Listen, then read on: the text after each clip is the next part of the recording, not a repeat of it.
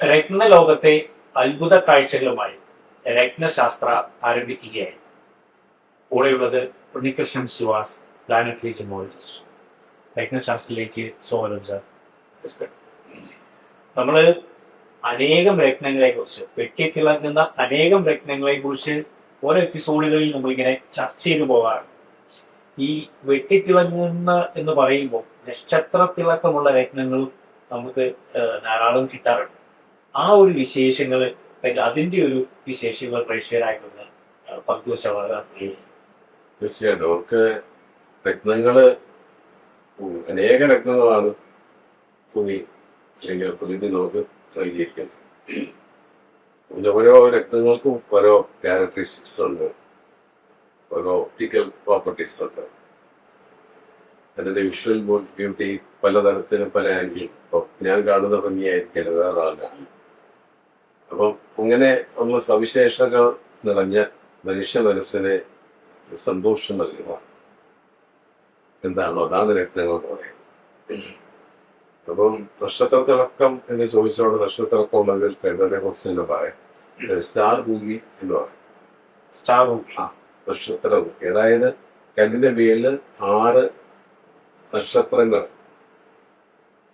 പ്രഭകൾ raise ഇങ്ങനെ തെളിഞ്ഞ് കാണാൻ സാധിക്കും. ആസ്റ്ററിസം എന്നാണ് അതിന് പറയുന്നത്. ആസ്റ്ററിസം അഥവാ നക്ഷത്ര തിളക്കം, നക്ഷത്ര കിരണങ്ങളുള്ള രത്നം. മനസ്സിലായി? അപ്പൊ നമ്മള് സാധാരണ ഈ റൂബി എന്ന് പറയുന്നത് നമ്മുടെ കട്ട് ആൻഡ് പോളിഷ്ഡ് ആയിട്ടുള്ള റൂബികളാണ് നമ്മൾ മുമ്പതായിട്ട് കണ്ടുവരുന്നത്. ഇത് കമ്പോഷൻ കട്ടിങ് എന്ന് പറയും. കാപ്പിക്കുരു പോലെ വീട്ടിൽ തേച്ച് വരുന്ന കട്ടിങ് ആണ് സ്റ്റാർ റൂബിയിലൊക്കെ ഉള്ളത്. അപ്പൊ സ്റ്റാർ റൂബികൾക്ക് ഈ നമുക്ക് മറ്റ് കല്ലുകളെ പോലുള്ള തിളക്കമില്ല, മറ്റേ റൂബിയെ പോലുള്ള തിളക്കം അതിന് ബേസിലില്ല. പക്ഷെ നക്ഷത്രം തിളങ്ങിയപ്പോൾ ഈ രത്നത്തിന്റെ മുകൾ ഭാഗത്ത് തെളിഞ്ഞു നിൽക്കും. പ്രത്യേകിച്ച് നമ്മൾ ടോർച്ചടിക്കുകയോ മറ്റൊക്കെ നല്ല പ്രകാശം കൊണ്ട് പ്രകാശരശ്മികൾ അടിക്കുമ്പോൾ ഇത് തിളങ്ങി നക്ഷത്രമായിട്ട് നമ്മളൊരു മോതിരമായിട്ട് തെറ്റിച്ചു കഴിഞ്ഞാൽ കുഞ്ഞുങ്ങൾക്ക് ലൈറ്റ് വന്നതിലൊക്കെ തന്നെ അല്ലാതെ നമുക്ക് കാണാം തെളിഞ്ഞ് കാണപ്പെടും. 2 റൂബികളാണ്. ക്രോമിയോ എന്ന് പറയുന്ന രത്നം കൊണ്ടാണ് ആ 2 റെഡിഷ്നസ് ഉണ്ടാകുന്നത്. അതിനെ ഒരു ചെറിയ അടരുകൾ പോലെ വന്നിട്ട് നൂല് പോലെ നീഡിൽ ലൈക്ക് ഇൻഫ്യൂഷൻസ് ആണ് പറയുന്നത്. നീഡിൽ ലൈക്ക് ഇൻഫ്യൂഷൻസ് കല്ലാണ് ഈ സ്റ്റാർ കല്ലുകൾ.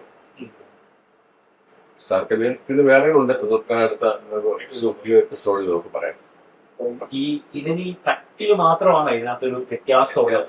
ഈ സ്റ്റാർ റൂബിയും അല്ലെങ്കിൽ നമുക്ക് നോർമൽ ആയിട്ട് എഴുതുന്ന റൂബിയും തമ്മിൽ അതിന്റെ കട്ട് അല്ലെങ്കിൽ അതിന്റെ ഷേപ്പിനൊരു വ്യത്യാസം പറയും. ഷേപ്പ് നമുക്ക് മറ്റേ റൂബിയും നമുക്ക് ഇതേ കട്ടിലെടുക്കാം, കട്ട് ചെയ്തെടുക്കാം. പ്രൊമോഷണൽ കട്ടിങ് എന്ന് പറയുന്നത് ആദ്യകാലങ്ങളിൽ പ്രൊമോഷണൽ കട്ടിങ് മാത്രമേ ഉള്ളൂ. പുരാതന കാലങ്ങളിൽ പ്രൊമോഷണൽ കട്ടിങ് ആയിരുന്നു. അപ്പൊ അതിനകത്ത് വേറെ ഒന്നുമില്ല. നല്ലോണം അതിന്റെ ഒരു ബേസ് വെച്ച് അതിന് മേളിൽ കൂടെ ഉരുട്ടി എടുക്കുന്ന ഒരു രീതി. ഒരു മോതിരമൊക്കെ പടുത്ത ആ ബേസ് നമ്മുടെ ശരീരത്തിലും ഒക്കെ മുകൾ ഭാഗത്തും ഇങ്ങനെ തെളിഞ്ഞു നിൽക്കുക. പ്രൊമോഷണൽ കട്ടിങ് നമ്മള് തിളക്കമില്ലെങ്കിലും അത് ഭംഗിയായിട്ട് നമുക്ക് കെട്ടിയെടുക്കാവുന്നൊരു ബേസില് ഗോൾഡിലോ സിൽവറിലോ പണിത് കഴിഞ്ഞാൽ ഇത് മേൽഭാഗം ഇങ്ങനെ മെലിഞ്ഞത്. പ്രത്യേകിച്ച് സ്റ്റാർ മൂവിക്കൊന്നെന്ന് പറഞ്ഞാൽ സ്റ്റാർ മൂവി നന്നായിട്ട് തിളങ്ങി നിൽക്കുന്നത്. തിളക്കം കുറച്ചും കൂടെ നന്നായിട്ട് വിസിബിൾ ആയിട്ട് കാണാനായിട്ട് വിസിബിൾ ആയിട്ട് കാണാം. അപ്പൊ അത് ശരിക്കും സൂര്യന്റെ ആ സൂര്യരത്നമാണ്. റൂബി തന്നെ സൂര്യരത്നം. ഇപ്പൊ റൂബി തന്നെ നമുക്ക് അൺകട്ട് അൺകട്ട് റൂബിയാണ്. അത് പ്രൊമോഷൻ കട്ടിങ് ആണ് അൺകട്ട് റൂബി. കെട്ടാൻ പോളിഷ്ഡ് അല്ലാത്ത രത്നങ്ങൾ പിന്നെ കമ്പോഷനിലെ കട്ട് ചെയ്യാൻ പറ്റില്ല. മനസ്സിലായി? മറ്റേതാകുമ്പോ നമുക്ക് ഓവൽ ഷേപ്പ് പലതരത്തിൽ നമുക്ക് രത്നങ്ങൾ കട്ട് ചെയ്യാൻ പറ്റും. പിന്നെ അത് മോഡേൺ ആയിട്ടുള്ള ടെക്നോളജി ഒരുപാട് ഇപ്പൊ കട്ടിങ്ങിന് ഒരുപാട് ഫെസിലിറ്റീസ് ഉണ്ട്, അതിനുള്ള സോഫ്റ്റ്വെയറുകളുണ്ട്. മനസ്സിലായി? ഒരു കലാകാരന് എങ്ങനെ വേണമെങ്കിലും അത് ഭംഗിയാക്കി എടുക്കാൻ സാധിക്കും. സാധാരണ നമ്മുടെ മോതിരങ്ങൾക്കും മറ്റും നമുക്ക് എവറോൾഡ് കട്ട് അല്ലെങ്കിൽ കുഷ്യൻ കട്ടെന്ന് പറയുന്ന എവറോൾഡ് കട്ട്, ഓവൽ ബേസ്ഡ് കട്ടുകൾ, ഇതെല്ലാം കോമൺ ആയിട്ട് ആണ് നമ്മൾ കട്ട് ചെയ്യുന്നത്.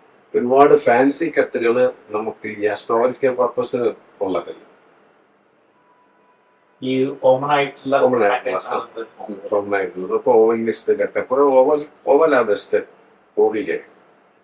ഇതിന് പിന്നെ കട്ടത്തെ കട്ടേ ഉള്ളൂ, കമ്പോഷൻ കട്ട തേച്ചെടുക്കുന്ന ഒരു കട്ടാണ്. അപ്പൊ അത് നമുക്ക് നല്ല ഭംഗിയുള്ള രത്നമാണ്. ഊബിയുടെ തന്നെ സബ്സ്റ്റിറ്റ്യൂട്ട് എന്ന് പറയാമെന്ന് എനിക്കറിയത്തില്ല, വില കുറവായി. റേറ്റ് കുറവാണ്, കാരണം ബാക്കി ഒരുപാട് എക്സ്പെൻസുകൾ കുറവുണ്ട് കെട്ടാൻ പോളിഷില്ല. സ്റ്റാർ ഊബി എന്ന് പറയുമ്പോൾ അതിന് പ്രത്യേകതയില്ല. എങ്ങനെ ഇത് ഈ ഭൂമിയിൽ ഇങ്ങനെ ഒരു സംഭവം ഉണ്ടായി വരുന്നത്? ഈ കല്ല് കട്ടി അതിനകത്ത് 6 നക്ഷത്രങ്ങൾ നിൽക്കുക എന്ന് പറയുമ്പോഴേ റേസ് ആണ്. അതെങ്ങനെ റേസ് അല്ലാതെ സ്റ്റാർ പോലത്തെ സ്റ്റാർ അല്ല, സ്റ്റാർ അല്ല. റേസ് 6 അല്ലെങ്കിൽ 3 റേസിലാണ്. 3 റേസ് ഉള്ളതും കിട്ടും, 6 റേസ് ഉള്ളത്. 6 റേസ് ഉള്ളതാണ് കാണാൻ കുറച്ചും കൂടെ നല്ല ഭംഗിയുണ്ടാവും. മനസ്സിലായോ? ഇതെല്ലാം പ്രകൃതി മനുഷ്യന് വേണ്ടിയിട്ട് ധരിക്കുമ്പോൾ 2-3 കാര്യങ്ങൾ അതിനകത്ത് ഉണ്ടാകുന്നത്. വെച്ചാൽ നമ്മൾ കല്ലുകൾ ധരിക്കുമ്പോൾ നമുക്ക് ഭംഗി മാത്രമല്ല, അതിനകത്തുണ്ടാകുന്ന മെഡിസിനൽ ഗുണങ്ങള്, പ്രൊട്ടക്ഷൻ, ആളെ തന്നെ പ്രൊട്ടക്ട് ചെയ്യും. നല്ല കറക്റ്റായിട്ടുള്ള ഒരു രത്നമാണ് നമ്മൾ ധരിക്കുന്നതെങ്കിൽ ആളെ ശരീരത്തെയും മറ്റുള്ള എന്ത് സ്പിരിറ്റിനെയും നിന്നും അത് പ്രൊട്ടക്ട് ചെയ്യാനുള്ള കഴിവയാണ്. പ്രകൃതി അങ്ങനെയാണ്.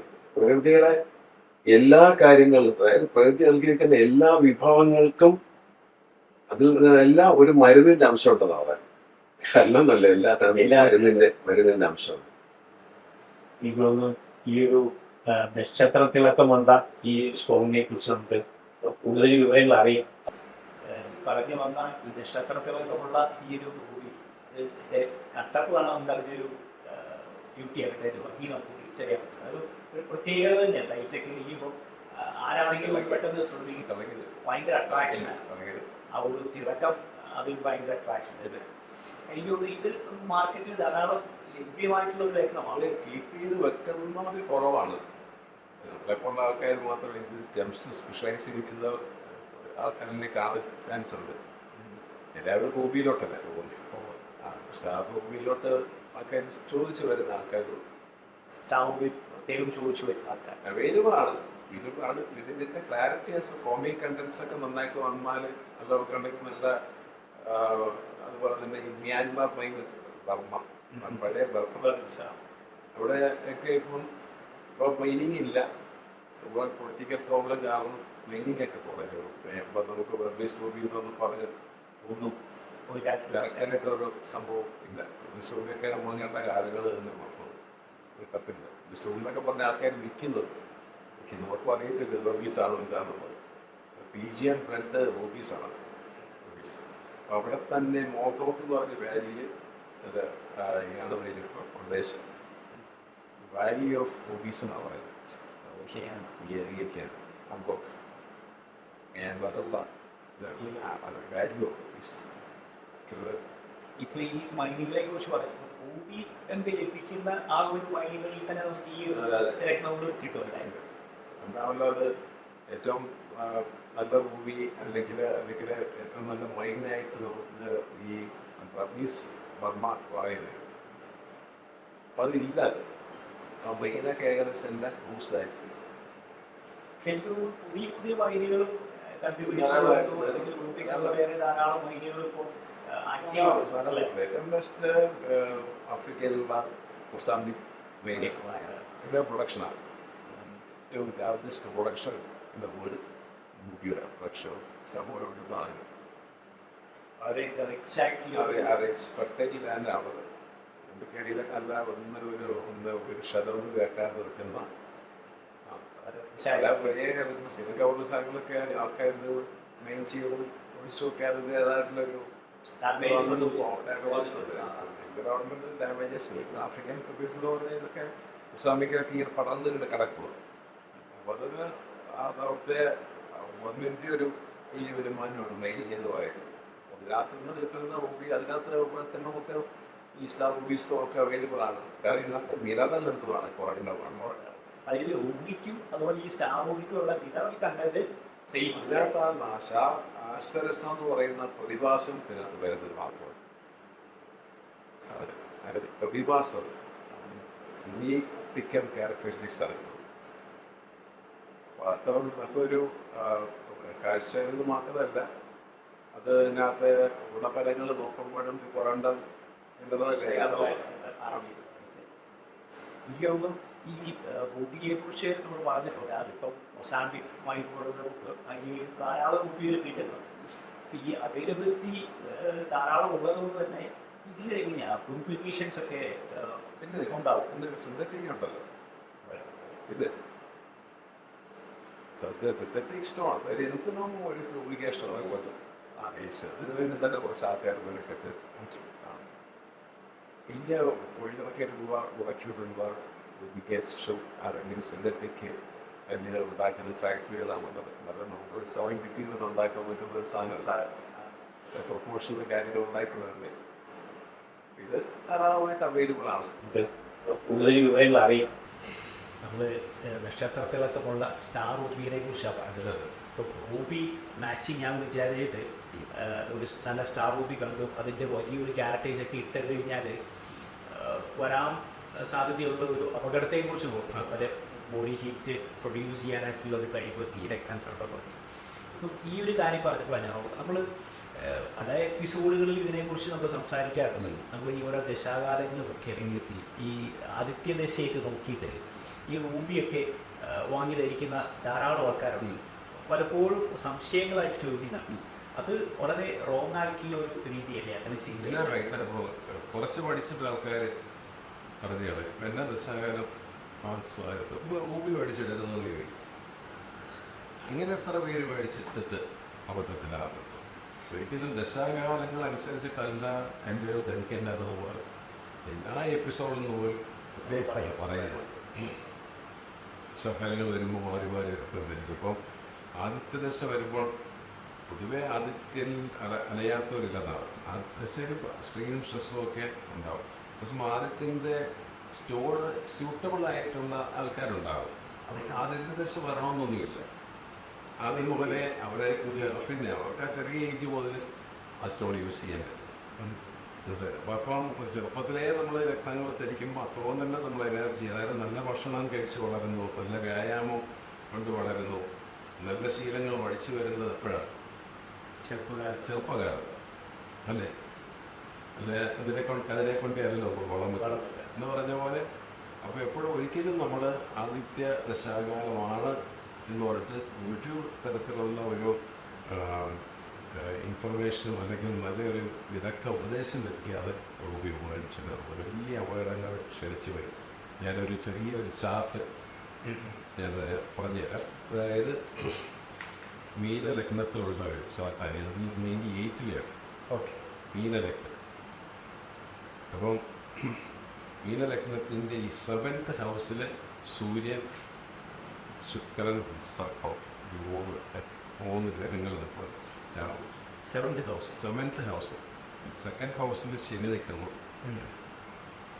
5th ഹൗസിൽ ജൂപ്പിറ്റർ എക്സോട്ടഡായിട്ട് നിൽക്കും. കർക്കിടകത്തിൽ വ്യാഴത്തിന് 7th ഹൗസ് എന്ന് പറയുന്നത് മീനലഗ്നത്തിൻ്റെ 7th ഹൗസ് എന്ന് പറയുന്നത് കന്നിയാണ്. കന്നി ഹൗസ് രാശിയിലെ നമുക്ക് സൂര്യനും രാഹു ശുക്രനും അത് കൂടാതെ സൂര്യനവിടെ വർഗോത്തമം ചെയ്ത് പറ്റുന്നു. എന്നുവെച്ചാൽ ആ കന്നി രാശിയിൽ തന്നെ ഈനയും ചാത്തനും സൂര്യൻ അവിടെ നിൽക്കുന്നത്. സൂര്യൻ നിൽക്കുന്നത് 7th ഹൗസിൽ നിൽക്കുന്ന മാത്രമല്ല അവിടെ തന്നെ അംശകം ചെയ്തിരിക്കും. ഈത്തിൽ ചൊവ്വ നിൽക്കുന്നു, ശുക്രൻ നിൽക്കുന്നു, ബുധൻ നിൽക്കുന്നു. അപ്പോൾ ഈ ചൊവ്വ നിൽക്കുമ്പോഴും ശനി ചൊവ്വ ബന്ധം വരുന്നത് വേടത്തിൽ നിന്ന് ഈ തുലാത്തിലേക്ക് പരസ്പര ദൃഷ്ടിയോടുകൂടിയാണ് നിൽക്കുന്നത്. ഇതാണ് ഈ പ്ലാനറ്ററി പൊസിഷൻ. നമുക്ക് 2020 കഴിഞ്ഞപ്പോൾ മുതൽ ആദിത്യ ദശ തുടങ്ങി. 7 വളരെ ശക്തനായിട്ട് ഒരു നെഗറ്റീവ് ഭാഗത്ത് നിൽക്കുന്ന സൂര്യനാണ്. ഈ സൂര്യദശാകാലം ആരെയൊക്കെയാണ് എഫക്റ്റ് ചെയ്തിരിക്കുന്നത്? സൂര്യൻ പിതാവായതുകൊണ്ട് അല്ലെങ്കിൽ അച്ഛന് തുല്യരായവർ ഒരു കാലഘട്ടം മോശ സമയത്തിൻ്റെ വേണമെന്ന് പറയാം. 7th ഹൗസ് ഒരു മാരക സ്ഥാനം കൂടിയാണ്. പിതൃ കർമ്മങ്ങൾ പോലും ചെയ്യാനായിട്ട് ഉള്ള ഒരു സമയം. അത് ഈ ആൾക്ക് ആദ്യത്തെ ദിവസം വന്നതുകൊണ്ടല്ല അദ്ദേഹത്തിന് അല്ലെങ്കിൽ അപകടമോ മരണമോ അല്ലെങ്കിൽ വിഷമതയോ സംഭവിക്കുന്നത്, അങ്ങനെ കരുതരുത് കേട്ടോ. അയ്യോ എൻ്റെ ആദ്യത്തെ ദശ കാരണമാണോ എൻ്റെ അച്ഛനൊക്കെ ഇങ്ങനെ വിചാരിക്കരുത്. ഈ ഫാദറിൻ്റെ അവസ്ഥ നമുക്ക് ഇതിനകത്തൂടെ റീഡ് ചെയ്യാൻ സാധിക്കുന്നുള്ളതാണ് മറ്റു പാടില്ല. അതിൻ്റെ പോയി എന്നിട്ട് മനസ്സിലായി അച്ഛനെയും ഉമ്മയെയും പ്രതിനിധീകരിക്കുന്ന ഗ്രഹങ്ങൾ സൂര്യന് അച്ഛനെയും ചന്ദ്രൻ മാതാവിനെയാണ്. അപ്പോൾ അതൊരു വ്യക്തിയുടെ ചാർട്ടിനകത്ത് അതെങ്ങനെയൊക്കെ ഏതൊക്കെ പൊസിഷനിലാണ് ഇതൊക്കെ നോക്കിയാൽ അമ്മയും ആ പേരൻസിനെ കുറിച്ച് നമുക്ക് ചെറിയൊരു ഇൻഫർമേഷൻ കിട്ടും. ഇപ്പം ഏത് നിൽക്കുന്ന ഈ ആളുടെ ഫാദറിനെയാണ് കൂടുതലായിട്ട് എഫക്റ്റ് ആക്കിയത്. പിന്നെ രണ്ടാമത് ചെയ്യുന്ന ആരെയാണ് ഇപ്പോഴും പറയുന്നത് 7th ഹൗസ് പറയുമ്പോൾ പാർട്ണർ സൈഡ്, ലൈഫ് പാർട്ട്ണർ അല്ലെങ്കിൽ ബിസിനസ് പാർട്ണർ. ബിസിനസ് എന്തെങ്കിലും ഉണ്ടെങ്കിൽ അപ്പം തന്നെ പിരിഞ്ഞു പോകും ബിസിനസ്. അതൊക്കെ പറ്റി ഡിസ്പ്യൂട്ടിലെ പാർട്ട്ണർ എന്ന് പറയുമ്പോൾ ലൈഫ് പാർട്ണറെ എഫക്റ്റ് ചെയ്തിട്ടുണ്ട്. ഇതൊരാളെ എൻ്റെ ഒരു ക്ലൈൻറ്റിൻ്റെ ഷാർട്ടാണ് 2020 നടക്കുന്നതിന് ശേഷം ഒരുപാട് പ്രോബ്ലംസ് ചെയ്തു. ഫാദറിൻ്റെ കർമ്മം തന്നെ ചെയ്യേണ്ടി വന്നു. ഹസ്ബൻഡുണ്ട്, പക്ഷേ ഇല്ലാത്ത വിഷമത്തിലാണ് വന്നത്. കാരണം ബിസിനസ് എല്ലാം പോയി, എല്ലാ പാടെ നിന്ന് പോയി വല്ലാത്തൊരവസ്ഥ വന്നു. എടുക്കുന്ന സമയമാണ് ഇപ്പോൾ. പിന്നെ അതിനകത്തവരുടെ തീരും പോകലെ. അപ്പോൾ അങ്ങനെ ഇരിക്കുന്ന യാതൊക്കെ ദശകാരിക്ക് നമുക്ക് ഈ സൂര്യൻ്റെ കയ്യിൽ കൊടുക്കാമോ? ആലോചിച്ചോ, കോമൺ സെൻസോടുകൂടി ആലോചിച്ചോ. സൂര്യനെ റോങ് സൈഡ്, അതിപ്പോൾ ഒരു 80% റോങ് സൈഡിലാണ് ഈ ചാതകത്തിൽ നിൽക്കുന്നത്. ഇനിയും ഈ റൂബി കൂടെ ഇട്ടാൽ 100% റോങ് സൈഡാകും. അപ്പോൾ അവിടെ ഒരിക്കലും ആദ്യത്തെ ദശയാണ് പറഞ്ഞത് ഈ ഒരു വ്യക്തി ഭൂമി ധരിക്കാൻ ഭൂമി തൊടാനേ പാടില്ല. ഭൂമി തൊടാനേ പറ്റില്ല. എന്നാൽ അതിനകത്ത് ഈ റൂബി 6ാം ഭാവാധിപൻ കൂടെ, സൂര്യൻ 6ാം ഭാവാധിപൻ, മീന ലഗ്നക്കാർക്ക് 6ാം ഭാവാധിപൻ കൂടെയായി. അപ്പോൾ അത് 6ാം ഭാവാധിപൻ ആണ് പോയി ഏഴ് നിൽക്കുന്നത്. അപ്പോൾ കൻഗോത്രം ബുദ്ധിമുട്ട് ഈശ്വരാദികൾക്ക് വ്യാഴത്തിൻ്റെ ആനുകൂല്യം നന്നായിട്ടുള്ളത് കൊണ്ട്, വ്യാഴം എക്സോട്ട്മാന്ന് ഞാൻ പറഞ്ഞല്ലോ, ഉള്ളത് കൊണ്ടായിരിക്കാം ഹസ്ബൻഡ് അങ്ങനെ നിന്ന് പോകുന്നത്. എല്ലാം നഷ്ടപ്പെട്ടു പോകുന്ന അവസ്ഥാവിശേഷമാണ്. അപ്പോൾ അത് സാമ്പത്തിക ബുദ്ധിമുട്ടുകളും കയറി വരും. കാരണം ഒരു 2ൽ ശനി ഇഞ്ചെടുക്കുമ്പോൾ ചൊവ്വ വീക്ഷിക്കുന്നു. ഇതെല്ലാം വരാൻ പല പല കാരണങ്ങളാണ് വരുന്നത്. ഈ ആദ്യത്തെ ദശകാലത്താണ് ഇതെല്ലാം പോയി. അപ്പോൾ നമുക്ക് ഇവർക്ക് ആദ്യത്തിൻ്റെ കല്ലുകൊള്ളില്ല, ശനിയുടെ കല്ലുകൊള്ളത്തില്ല, ചൊവ്വയുടെ കല്ലുകൊള്ളത്തില്ല. ചൊവ്വയ്ക്ക് 8 വരെ. സാധാരണ മീനലഗ്നക്കാർക്ക് ഭാഗ്യാധിപൻ എന്ന് പറയുന്ന ഗ്രഹം ചൊവ്വ, അങ്ങനെ ആൾക്കാർ സജസ്റ്റ് ചെയ്യുന്നുണ്ട്. മീനലഗ്നമല്ലേ കോർന്ന് ധരിച്ചോളൂ, 8ലാണ് നിൽക്കുന്നത്. ശരി അപകടസ്ഥാനം, അതല്ല അപകടസ്ഥാനം, അപകടം വരുത്തി വെക്കുന്ന സ്ഥാനമാണ് ഈ ദിവസം. അതിലേക്ക് ചൊവ്വയെ ശനിയും കൂടെ വീക്ഷിക്കുക. അപ്പോൾ വളരെ മോശമാണ്. അതിൻ്റെ കൊടുക്കാൻ പറ്റും. പക്ഷെ എന്ത് കൊടുക്കാൻ പറ്റും? വ്യാഴത്തിൻ്റെ സ്റ്റോൺ കൊടുക്കാൻ പറ്റും. ലഗ്നാധിപനാണ്. ആ വ്യാഴത്തിൻ്റെ സ്റ്റോൺ മാത്രമാണ് ഈ ഒരു വ്യക്തിക്ക് മാച്ചായിട്ടുള്ളത്. ലഗ്നാധിപൻ്റെ സ്റ്റോണാണ് ഈ ആൾക്ക് ഉച്ചത്തിൽ നിൽക്കുന്നു. അത് വ്യാഴമാണ്. 10th ഹൗസ് കൈകാര്യം ചെയ്യുന്നത് വ്യാഴമാണ്. ഇവരെ സ്കൂളിലൊരു അധ്യാപികയാണ്. വ്യാഴം ഗുരുസ്ഥാനമാണ്. അതെല്ലാം കറക്റ്റായിട്ടാണ് വരുന്നത്. വ്യാഴത്തിൻ്റെ കയ്യിൽ മാക്സിമം നമ്മൾ കൊടുക്കുമെന്ന് പറഞ്ഞാൽ യെല്ലോ സഫയർ സെറ്റ്. പിന്നെ നമ്മൾ സജസ്റ്റ് ചെയ്തിട്ടുള്ളൂ. അതൊന്നും വാങ്ങാവുന്നൊരു സാമ്പത്തിക സ്ഥിതിയിലില്ല. കാരണം സെറ്റിലൊക്കെ വാങ്ങണം ആഗ്രഹത്തിലാണ്. യെല്ലോ സഫയർ സെറ്റിന് മാക്സിമം യെല്ലോ സഫയർ എന്നൊരു 6-7 ക്യാരറ്റ് യെല്ലോ സഫയർ, അല്ലെങ്കിൽ ഒരു 10-15 ക്യാരറ്റ് സെറ്റ് യൂസ് ചെയ്യണം. അപ്പോൾ ഇതിനകത്ത് നമ്മൾ മുമ്പേ ചോദിച്ചോളൂ, ഭൂമി ഒരുപാട് ക്യാരക്ടർ പറ്റുന്ന പറയുന്നത് ഇത് നമുക്ക് ആവശ്യാനുസരണം ക്യാരറ്റേജ് കൂട്ടാവുന്ന ഒരു രത്നമാണ്. നമുക്ക് ഞാൻ ഓരോന്നും 1/1 ആയിട്ടൊരു എപ്പിസോഡ് ഞാൻ പറയാറുണ്ട്.